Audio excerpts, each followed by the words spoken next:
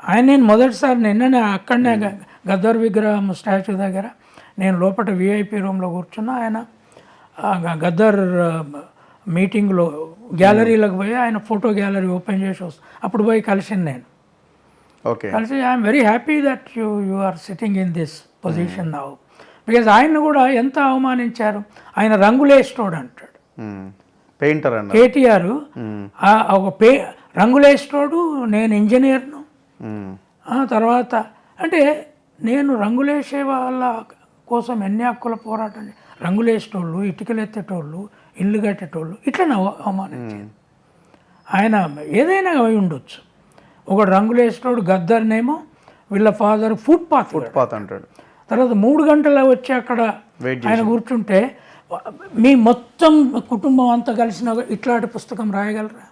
తెలంగాణ సాంస్కృతిక చరిత్రను, తన అనుభవాన్ని, ఎట్లాంటి అన్టచబిలిటీని తను, తన తల్లి, తన అక్క, ఎట్లా ఒక్క ఎగ్జాంపుల్ చెప్పాడు ఆయన.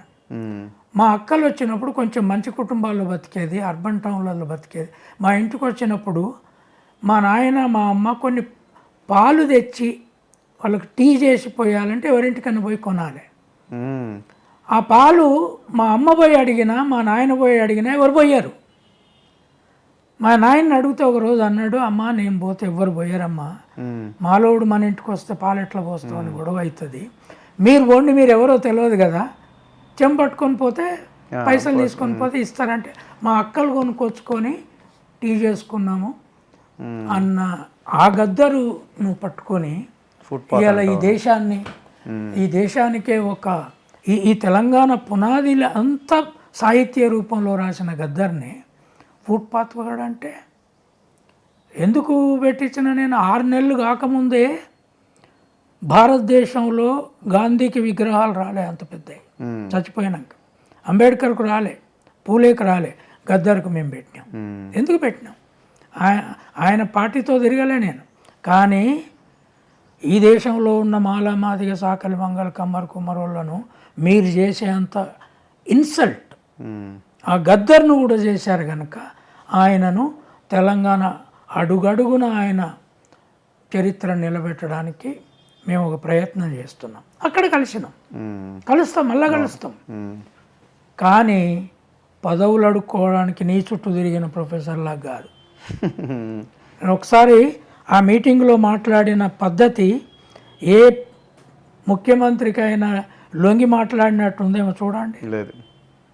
I said I'm extremely happy you did this. ఇక్కడికి వచ్చి నువ్వు కూర్చొని గద్దర్ని ఇయ్యాలా? ఆయన వాళ్ళ జయశంకర్ సిద్ధాంతకర్త, ఆయన రాసిన పుస్తకాలు లేవు, నేను చదివింది ఒక్కరు చదవమానండి. ఏందో ఆయన వాళ్ళ ఇంటి చుట్టూ తిరిగి బతికాడు. దొరలుంటి చుట్టూ తిరిగినాడు నాకు తెలుసు. తర్వాత మిగతా వాళ్ళు ఈ ఉద్యమకారులంతా ఉస్మానియాలో ప్రొఫెసర్లు ఉన్నోళ్ళు వాళ్ళ ఇంటి దగ్గర చుట్టూ తిరిగి బతికిన వాళ్ళు. కానీ కంచాయాలు ఎందుకు పోలే అన్నాడు. కనుక నేను అనేది ఏంటి అంటే వీళ్ళు ఇవాళ ఓడిపోయినారు. కానీ ఓటమి కంటే ముందు పార్టీ పెట్టిన దగ్గర నుంచి తెలంగాణలో మళ్ళీ జీతగానుల వ్యవస్థను తెచ్చే సంస్కృతి వీళ్ళల్లో ఉన్నది. అది నాకు అర్థమైంది. అందుకే నేను రాసిన ఆనాడు ఆంధ్రజ్యోతి వాళ్ళకు వ్యతిరేకంగా కనుక నేను రాసిన వేసింది. నేనేది ఏంటంటే దిస్ ఈజ్ నాట్ ఫెయిర్. ప్రొఫెసర్లను మీరు కంప్లీట్గా నాన్ టీచింగ్ బానిసలను తయారు చేశారు. వాళ్ళు ఒక ఏ పదవి దొరుకుతుందో అని తిరుగుతున్నారు. విద్యార్థులను వదిలేసినారు. వీళ్ళకి తెలియదు. యూపీఏ పీరియడ్లో దిగ్విజయ్ సింగ్ నాకు సెంట్రల్ యూనివర్సిటీ ప్రొఫెసర్ ఇస్తానంటే, మీరు వచ్చి సెంట్రల్ యూనివర్సిటీ ప్రొఫెసర్ తీసుకోండి, లేక్ వ్యూ గెస్ట్ హౌస్ పిలిచి నేనేమన్నా తెలుసా, sir this hand can still write books and articles but it is not willing to SIT by writing files in the office. Files రాస్తూ కూర్చునే నీరసత్వం ఇంకా దీనికి రాలేదు. I said I will not. కనుక ఈ తెలంగాణ గడ్డ మీదనే కంచాయిలయ్య మోరల్ సింబల్గా ఉన్నాడు, గుర్తుపెట్టుకోండి.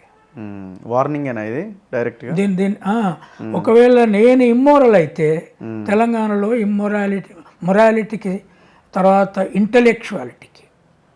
నాలాగే ఇంగ్లీష్ ఈ గడ్డ మీద నుంచి ఎవరు రాయలే. ఎవరు రాసిందో చెప్పండి. ఎవరు లేరు, ఏ మేధావి, ఏ కులం నుంచి వచ్చిన మేధావి చెప్పండి. బ్రాహ్మణ మేధావి రాసిండా, కమ్మ మేధావి రాసిండా, రెడ్డి మేధావి రాసిండా, లేదా బీసీలు రాసిండా, వీళ్ళు వెలమల మేధావులు రాసుకున్నారా? కనుక నేను ఎందుకు ఈ కలంతో 50 ఏళ్ళ నుంచి పోరాటం చేస్తున్న ఇంగ్లీష్ మీడియం పెట్టమంటే కేజీ టు పీజీ అని ఇంగ్లీష్ మీడియం నామాత్రంగా పెట్టి అక్కడ ఏమీ విద్య మీద పట్టులేని ఒక మినిస్టర్ని అక్కడ పెట్టి వీళ్ళ మనవడు ఆమెకు ఉపన్యాసాలు ఇస్తాడు. అవును, ఆమె మనవడు కూర్చొని ముందు మాట్లాడుతుంటే సబితా ఇంద్రారెడ్డి మినిస్టర్గా వెనుక కూర్చొని చప్పట్లు కొట్టే మినిస్టర్ని పెట్టుకున్నాక అక్కడ జగన్మోహన్ రెడ్డి ఎట్లా చేశాడు స్కూళ్ళని? నేను ఎందుకు దాన్ని అప్రిషియేట్ చేస్తున్నాను? ఇక్కడ ఎవరికో భయపెట్టడం అయితే అక్కడ కాంగ్రెస్ ఉంది కదా, నేను జగన్మోహన్ రెడ్డి ఇంగ్లీష్ మీడియం కంప్లీట్గా సపోర్ట్ చేస్తే నా ఉపన్యాసానికి 4.5 కోట్ల వ్యూవర్స్ వచ్చారు మొన్న. ఓకే. సో ఇది ఇప్పుడైనా మీరు ఓడిపోయారు. ఈ 5 ఏళ్ళు తర్వాత రోజు ఏం మాట్లాడుతున్నారు? ఎప్పుడు కులగొడతాం. 6 నెలలలో అటు ఇటు అయిపోతుంది. అరే ఇది అతి తొందరలో కేసీఆర్ ముఖ్యమంత్రి అవుతాడు. యూ థింక్ అంటే మీ ఫాదర్ ఈ కాన్స్టిట్యూషన్ తీసేసి ఇంకో కాన్స్టిట్యూషన్ నేను రాయిస్తా, కేసీఆర్కు కాన్స్టిట్యూషన్ రాసే టాలెంట్ ఉందా? ఎన్ని కాన్స్టిట్యూషన్ నువ్వేమి ఇప్పుడున్న ప్రపంచంలో ఉన్న కాన్స్టిట్యూషన్ నీకు వచ్చిందే చదువుకున్నదే తెలుగు సబ్జెక్టు. అరే ఇది ఆ అరగెన్స్ ఏదైతుందో ఇంటలెక్చువల్స్ మీద, విద్యారంగం మీద ఫ్యూడలిజం స్థాపించి మేము కంట్రోల్ చేయగలుగుతామనే దాన్ని నేను బ్రేక్ చేసి చూపెడతా. Okay. See, now I am 72. If I live for 5 more years, I will completely break this absolute feudal authority on Telangana. రేపు కాంగ్రెస్లో అది వచ్చినా నేను ఊరుకుంటాను.